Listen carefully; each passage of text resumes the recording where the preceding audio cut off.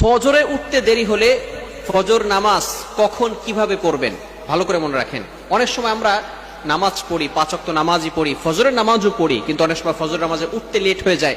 এই নামাজটা কখন কিভাবে পড়বেন? বর্তমান সময় ইয়াং জেনারেশন এমন ভাবে মোবাইলের পিছনে পড়েছে যে তারা সারা রাত ধরে মোবাইল ইউজ করে, রাত 1টা 2টা 3টা পর্যন্ত মোবাইল ইউজ করতে থাকে। অ্যান্ড্রয়েড ফোনে অশ্লীল ভিডিও এবং মুভি নাটক দেখতে দেখতে দেখা যাচ্ছে তারা ফজরের নামাজ আর পড়তে পারে না। তাদের ঘুম থেকে উঠতে উঠতে 7টা 8টা 9টা 10টা বেজে যায়। এমনকি তারা এই ফজরের নামাজ, যারা নামাজি বান্দা, এই সমস্ত বান্দারা তারা ফজরের নামাজ জোহরের সাথে অ্যাড করে ফেলে। ভালো করে মনে রাখবেন, জোহরের সাথে অ্যাড করা যাবে না।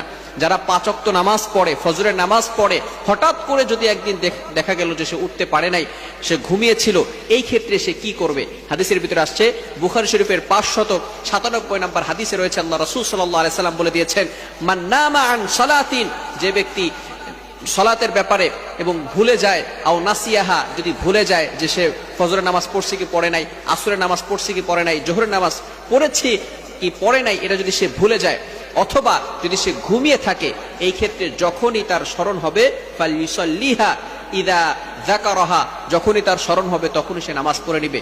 এই ক্ষেত্রে যদি আমরা ফজরের নামাজ দেরি করে ফেলি, উঠতে না পারি, যখনই আমরা ঘুম থেকে উঠব তখনই আমরা ফজরের নামাজ পড়ে ফেলবো, যদি মামনু, নিষিদ্ধ সময় না হয়। অর্থাৎ যখন সূর্য উদয় হয় এই সময় নামাজ পড়া যাবে না, নামাজ পড়া হারাম। সূর্য উঠে যাওয়ার পরে আপনি যখনই উঠবেন, ঘুম থেকে উঠার পরেই আপনি নামাজটা পড়ে নেবেন। ভালো করে মনে রাখবেন, অনেকে আছে আমরা মনে করি যে এখন তো নামাজ পড়তে পারি নাই, জোহরের সাথে আমরা অ্যাড করে নিব। যদি এমন চিন্তা করেন, আবার অনেকে এভাবে নিয়ত করে ঘুমায় যে আমি একটু লেট করে ঘুমিয়েছি, আমি 10টার সময় উঠে তারপরে আমি ওই 10টার সময় ফজরের নামাজ পড়ব। খবরদার, এটা কিন্তু গুনাহের কাজ হবে। আল্লাহ পাক রব্বুল আলামিন পবিত্র কোরআনুল কারীমের ভিতরে বলে দিয়েছেন, 5 নম্বর পারার ভিতরে সূরাতুন নিসার 103 নম্বর আয়াতে আল্লাহ তাআলা বলে দিয়েছেন, ইন্নাস সালাতা কানাত আলাল মুমিনিনা কিতাবাম মাওকুতা, মুমিনদের উপরে এই নামাজটাকে নির্ধারিত সময় ফরজ করা হয়েছে।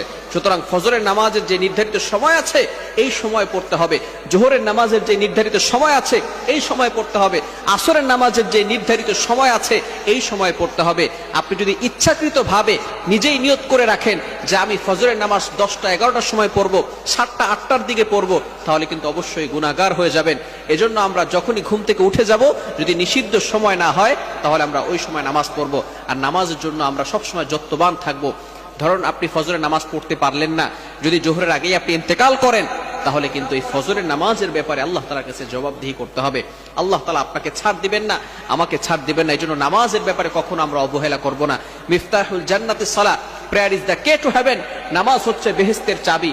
এজন্য আমরা সবসময় নামাজের প্রতি থাকবো, আমরা সবসময় নামাজের প্রতি উদাসীন থাকবো না, নামাজের প্রতি যত্নবান থাকবো। আল্লাহ তাআলা আমাদের সকলকে এই বিষয়গুলো বুঝে আমল